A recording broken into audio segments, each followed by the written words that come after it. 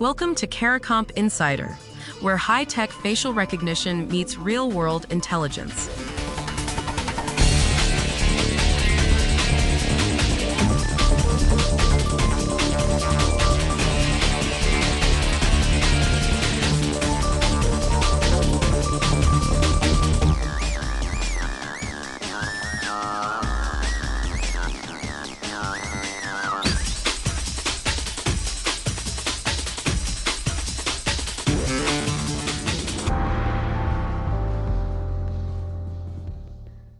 A $2.4 billion biometric system for Pakistan's airports.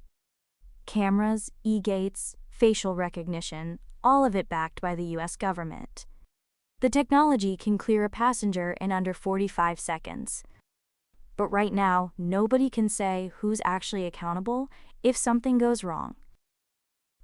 If you've ever walked through an airport and looked up at a camera, this story is about what happens on the other side of that lens. Not the scan itself, the question of who's watching, who's storing your face, and whether anyone wrote down the rules before they turned the system on. Pakistan's government wants to replace a slow, paper-heavy immigration process with biometric e-gates at airports across the country. A US-based company called Secureport would build and run the system. Pakistan's Senate Standing Committee on Defense has raised questions about how this deal was structured.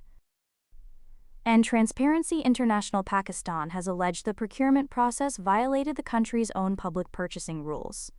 So the real question isn't whether the cameras work.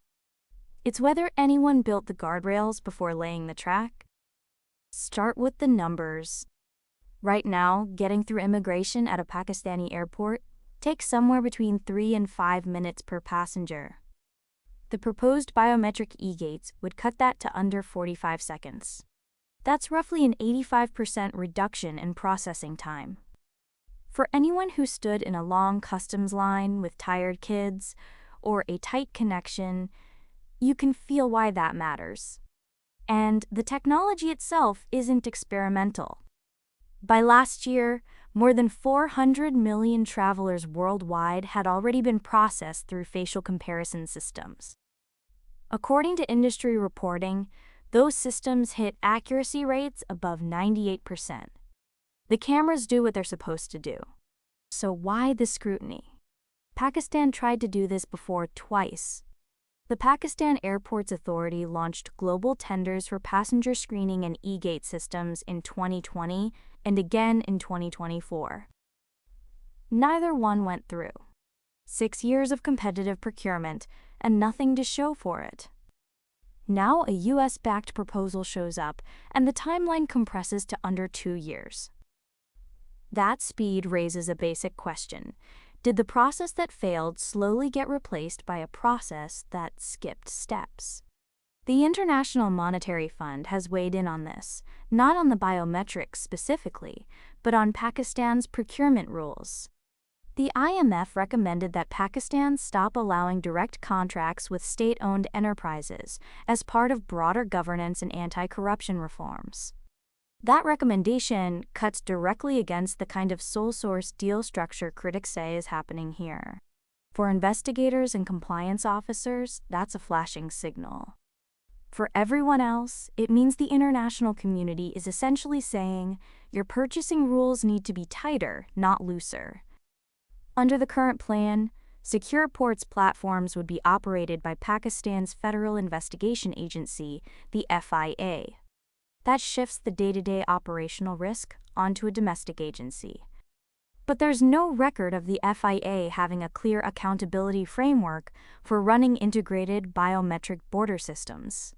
Secureport says it would fund the project through a passenger security surcharge and train more than 1,000 Pakistani personnel. That's a meaningful commitment, local jobs, local capacity. But training people to operate a system isn't the same as building the legal structure to oversee it. Researchers at McGill University's Journalists for Human Rights program have described exactly this kind of gap.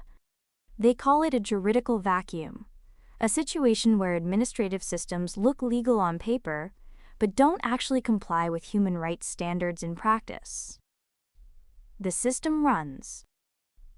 The rules don't exist yet. And the people whose faces get scanned have no way to know what happens to that data afterward. That's not just a policy concern for governments. It's the same question you'd ask if your gym suddenly installed facial recognition at the front door. Who read the fine print? This pattern isn't unique to Pakistan. Across the biometrics industry in 2025, the recurring theme was governance lag. Oversight mechanisms stayed document-driven and siloed, even as the systems they were supposed to supervise became integrated and real-time. The technology moved at one speed. The rules moved at another. And by 2026, the defining challenge in digital identity isn't building something new. It's proving that what you already built deserves trust. That pressure lands on everyone, from a border agency deploying e-gates to a solo investigator using facial comparison software for a case. The question has shifted from, does this tool work, to, can I defend how I used it? The strongest argument for this deal is also the most uncomfortable one. Pakistan spent 6 years trying to do this the traditional way, and it failed twice. Sometimes the choice isn't between a perfect process and a flawed one. It's between a flawed process and no system at all. A $2.4 billion biometric system is heading for Pakistan's airports. The cameras can identify a face in seconds, but no one has published the rules for who stores that face, who shares it, or what happens if the system gets it wrong. The hardest part of border biometrics isn't the technology anymore. It's proving the system earned the right to look at you in the first place. Whether you're clearing customs or just unlocking your phone, that question, who's in charge of your face, is already yours to ask. The full story's in the description if you want the deep dive. Now you know something most people in this industry don't. Use it. And when you're ready to put it to work, caracomp.com. We'll see you tomorrow.